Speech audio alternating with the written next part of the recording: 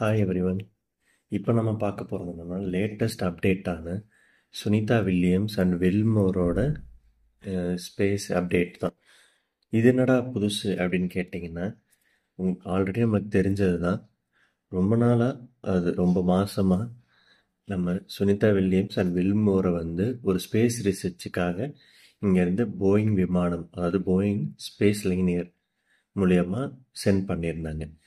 அதில் அன்ஃபார்ச்சுனேட்லி போகிற வழியிலேயே some technical faults like fuel leakage ஆனனால அவங்களால போயிட்டு கரெக்டான நேரத்தில் ரிட்டர்ன் வர முடியல. அவங்களோட பிளானிங்கே பார்த்தீங்கன்னா 8 நாள் பிளானிங் தான். 8 நாளில் அவங்க மேலே போகணும். மேலே போயிட்டு அந்த ஸ்பேஸ் ரிசர்ச்சு அவங்களுக்கு தேவையான லேப் பார்ட்டிகல்ஸ் எல்லாம் எடுத்துட்டு அதை ரிட்டன் எடுத்துகிட்டு வர்றது தான் வேலையாக இருக்குது.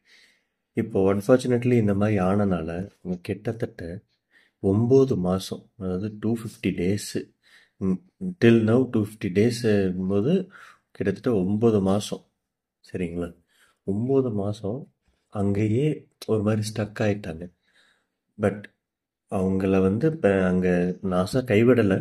அவங்களுக்கான சப்ளைஸ்லாம் அங்கே இருக்குது. அவங்க அதெல்லாம் வச்சு தான் ஓரளவுக்கு சர்வே பண்ணிகிட்ருக்காங்க. பட் அவங்க சொல்கிற ஸ்டேட்மெண்ட் என்னென்னா, நாசா எங்களை நல்லா பார்த்துருக்கு. சுனிதா வில்லியம்ஸோட ஸ்டேட்மெண்ட்டே நாசாவும் எங்களை கைவிடலை. அதாவது வி திங்க் ஐ டோன்ட் என்னை வந்து யாரும் கைவிடலை அப்படின்ற நம்பிக்கை இருக்குது. நாங்கள் வந்து தனிமைப்படுத்தப்படலை, வி ஆர் நாட் அபேண்டன்ட் அப்படின்னு சொல்கிறாங்க. ஸோ அதுக்கேற்ற மாதிரியும் நாசாவும் ஒவ்வொரு தடவையும் ஒவ்வொரு பேக்கப் பிளானோட கொண்டு வராங்க.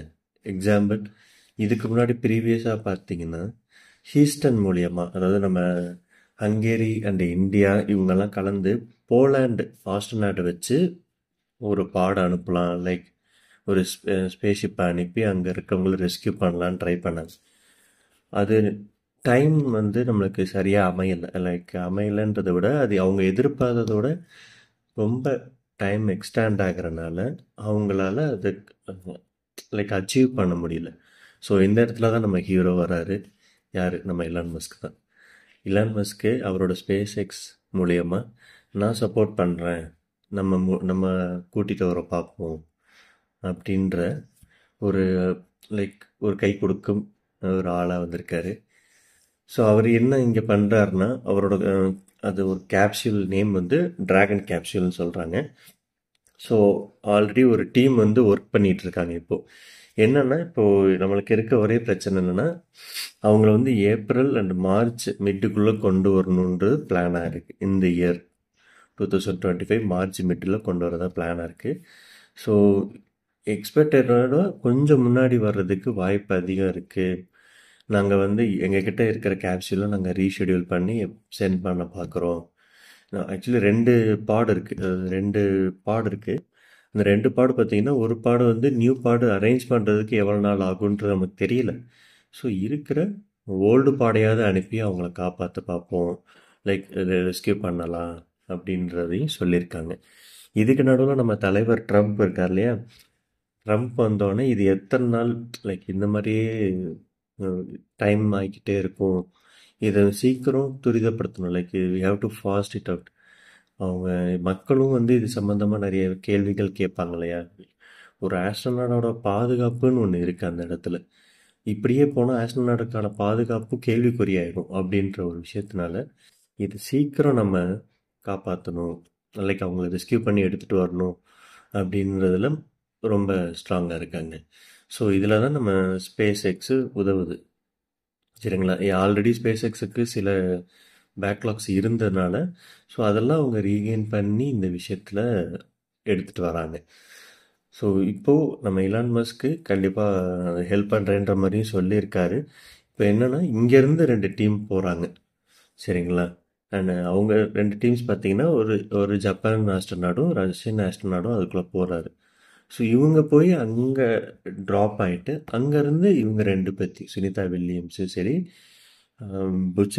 புச் வில்மோர், இவங்க 2 பேரையும் அடுத்து, அதாவது ஒரு ஃப்ளைட் அப்பு ஒரு ஃப்ளைட் டவுன் ஏற்றிட்டு இறக்குற மாதிரி, அந்த மாதிரி தான் பிளான் பண்ணியிருக்காங்க. கூடிய சீக்கிரத்தில் இவங்களும் நம்ம நார்மல் லைஃப் லீட் பண்ணுவாங்கன்றது நம்புவோம். ரீசெண்டாக சுனிதா வில்லியம்ஸ் கூட இந்த ஹையஸ்ட் ஸ்பேஸ் வாக் ஒரு இதாக இருந்தாங்க. லைக் அது ஒரு ரெக்கார்டாகவே ஆச்சு. ஸ்பேஸ் வாக் வந்து ஹையஸ்ட் ஸ்பேஸ் வாக்கு அவங்க தான் அப்படின்ட்டு நினச்சி பாருங்க. கிட்டத்தட்ட 9 மாசமா அங்கே இருக்காங்க. அவங்களோட உடல்நிலை எப்படி இருக்கும், அவங்களோட மனநிலை எப்படி இருக்கும், அதெல்லாம் அவங்க எதையுமே யோசிக்காம மீன்ஸ் அது அவங்க தளராம, தன்னோட தன்னம்பிக்கை தளராம, நம்மளும் நம்ம மக்களும் இருக்காங்க நம்மளை நம்பி, லைக் நம்மளை நினைக்கிறாங்க, நம்மளை காப்பாற்றுவாங்க அப்படின்ற ஒரு நம்பிக்கை இருக்கு. கொஞ்சம் யோசிச்சு பார்த்தாலே நம்மளுக்கே சில இடங்கள்ல ஆச்சரியமா இருக்கு. ஒரு பெண் வீராங்கனை, அது அவங்க எப்படி, நம்ம எப்படி பார்க்குறோம் அவங்களன்னா, ஒரு கல்பனா சாவ்லாக்கு அடுத்து அவங்கள தான் பெரிய ஆளாக பார்க்குறோம். நினச்சி பார்த்தாலே கூஸ்பம்ஸாக தான் இருக்குது. நீங்கள் சொல்லுங்கள், இதே சமயத்தில் நம்ம அங்கே இருந்தால் நம்மளுக்கு எப்படி இருக்கும்? நம்ம அந்த மாதிரி மனநிலையில் இருப்போமான்னு தெரியல. ஐ திங்க் இது கொஞ்சம் கஷ்டம்தான். கடவுளை வேண்டிக்குவோம் அவங்க சீக்கிரம் பூமிக்கு ரிட்டர்ன் வரணும்னு. அண்ட் ப்ளீஸ் சப்ஸ்கிரைப் பண்ணுங்கள், ஷேர் பண்ணுங்கள், எனக்கு சப்போர்ட் பண்ணுங்கள். புரோக்கன் கிளாஸ் என்னோட சேனல் நேம். ஸோ சப்போர்ட் பண்ணுங்கள். தேங்க்யூ.